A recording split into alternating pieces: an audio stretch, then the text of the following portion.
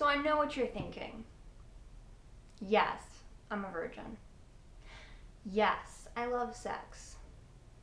No, I've never had sex. No, I've never self-stimulated. No, I have never experienced the earth-shattering kaboom. So, I'm a virgin and I love sex. How can I say this? Well, let me explain.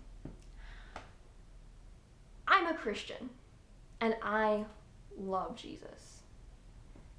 And I love Jesus's idea for sex. What do I mean by this? I live in South Florida. I see sex or sexual material broadcasting all day, every day, everywhere. So it's pretty much all over the place. And there's a lot of people who love sex for very, very different reasons than I do. And you might be one of them. And I'm not judging you. I haven't experienced the earth-shattering kaboom, and I can't wait to. But I completely respect that you passionately love the earth-shattering kaboom. So, God's idea for sex, however, looks a lot different than most people's idea for sex.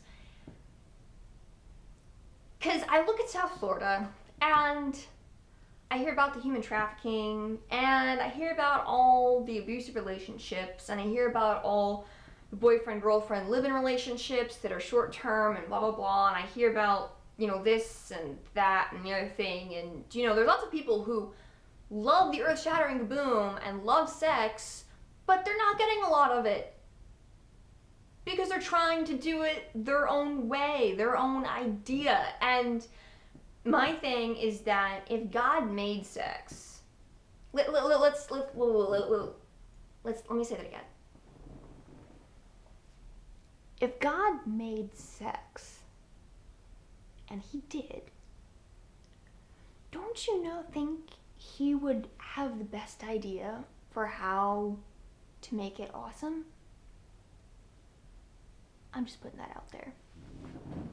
So, yeah, I'm a virgin, and yeah, I love sex. These two things are compatible because I love God's ideas for sex. So that's why I have held on to this motivation to save all of my sex, all of my physicality.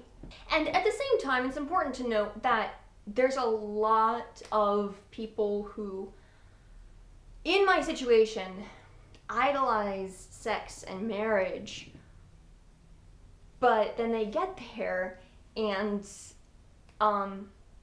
if there's other immaturity going on in their life, then that also affects their sex life, and there's all sorts of, opinions on practice and whatnot. And I have two thoughts, at least, on these things, so bear with me. Number one, if I'm in a committed marital relationship,